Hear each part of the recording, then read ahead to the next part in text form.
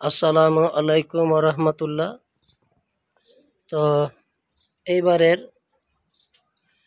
2025 সালের শেষ বাচ্চা, মাশাল্লাহ 2025 সালের শেষ বাচ্চা ইনশাল্লাহ আমার প্রিয় আদরের ছোট ভাই অনন্য রে দিয়ে দেওয়ার জন্য ইনশাল্লাহ এখনো সময় হয় নাই। আর একটু বাচ্চা ডিরো উড়াইয়া হেসালা দিব। দুইটা বাচ্চা একটু স্ট্রং হওয়া বাকি রয়েছে, যে কালা দুইটা বাচ্চা একটু একটু তো যাই হোক, এই যে আপনারা দেখতেছেন বাচ্চাগুলি। অনন্য প্রায় জানুয়ারি মাসের থেকে খুব চিল্লাচিল্লি শুরু করছিল, ভাইয়া বাচ্চা দিবেন বাচ্চা দিবেন। তো ছেড়াটারে দিতে পারি নাই। তো এখন দিলেও 25 সালে কিছু করতে পারবো না। তো 26 সালে টার্গেট করে নিতেছে যেন ভাইয়া 26 সালের জন্যই আমার দিয়েন।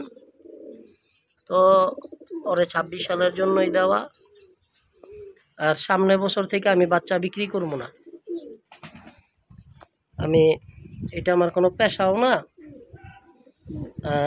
আমার কোনো বিজনেসও না, এটা আমার শখ। আমি শখের ভিতরেই রাখবো। কারণ বর্তমানে নিজের চোখের দেখা, মানে আমার কবুতর আমার বাড়িতে ভালো করে রেজাল্ট, তো আমার হাতের পালা আর অন্যের হাতের পালা, সবার হাতের পালা হয়তো বা এক হইতে নাও পারে, আবার আমার থেকে ভালো পালুইয়াও হইতে পারে। তো যারা ভালো পালুইয়া অবশ্যই তাদের বাড়িতে রেজাল্ট দিছে, যারা ভালোভাবে পরিচর্যা করতে পারে অবশ্যই তাদের বাড়িতে রেজাল্ট দেয়। তো এই রেজাল্টের কথা একটা গল্প শোনাই। আমাদের শ্রদ্ধেয় বড় ভাই, আমাদের এইখানের একজন কবুতর প্রেমিক আক্তার ভাই, ওনার একটা জেনারেশন ছিল, নটটা আমার কাছে আছে। তো যাই হোক, ওই নটটা খুবই ভালো কবুতর, কিন্তু উনি 3 বছর এটারে পরিচর্যা করছে, এই মাদির সাথে ঘুরাইছে, ওই মাদির সাথে ঘুরাইছে, কিন্তু নর বাচ্চার কোনো রেজাল্ট পায় নাই। উনি নর বাচ্চার রেজাল্টের লেগে খুব চেষ্টা করছে। 3 বছর পরে মাদি বাচ্চা টুকটাক রেজাল্ট পাইতো, কিন্তু নর বাচ্চার রেজাল্ট পাইতো না। কিন্তু নর কবুতরটা খুবই ভালো, অসংখ্য ভালো রেজাল্টের একটা কবুতর। পরবর্তীতে ওটা 3 বছর পরে আমি আনার পরে, যাই হোক, ওনার পেয়ারটাই আমি নিয়ে আসছিলাম। পরবর্তীতে ওই পেয়ারের রেজাল্ট আমি পাইছি, শুধু একটু পাই নাই, ভালো রেজাল্ট পাইছি। এখনও ওই নর বাচ্চাও আমার বাসায় আছে, মাদি বাচ্চাও আছে, দোনোটার থেকে আমি রেজাল্ট পাইছি ওই পেয়ারেরই। কিন্তু উনি অথচ 3 বছর ওনার বাড়িতে অনেক কবুতর দা ঘুরাইছে, উনি রেজাল্ট পায় নাই পরিপূর্ণ। তো কোন কবুতর কারে শ্যুট করে, এটাও একটা মূল ব্যাপার। আর বাচ্চা বিক্রি করা, বদনাম ঘাড়ে নেয়া এক সমান কথা।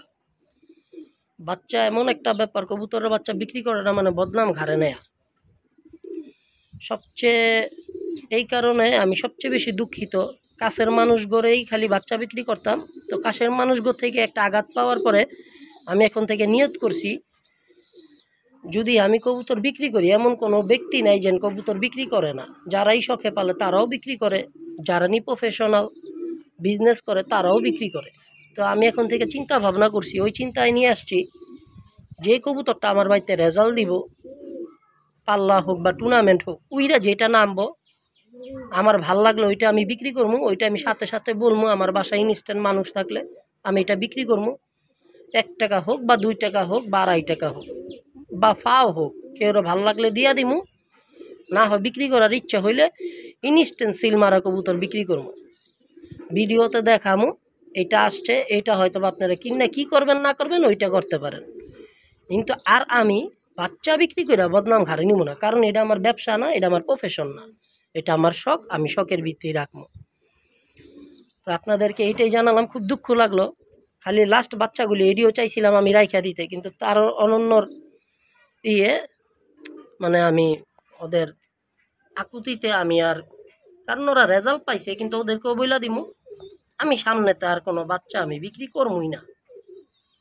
কারণ আমার শিক্ষা হয়ে গেছে, সামনে আমি কখনো আমি বাচ্চা বিক্রি করবো না, এই বছরই শেষ।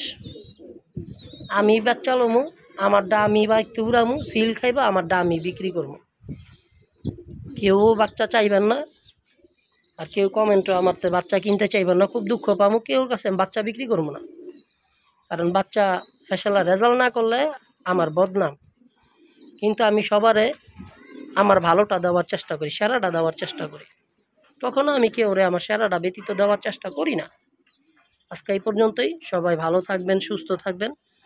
আপনাদের কাছে দোয়া চাই, দোয়া কামনা করি, সবার জন্য আমিও দোয়া করি। সবাই ভালো থাকবেন, সুস্থ থাকবেন। আল্লাহ হাফেজ। এই পর্যন্তই। আসসালামু আলাইকুম ওয়া রাহমাতুল্লাহ।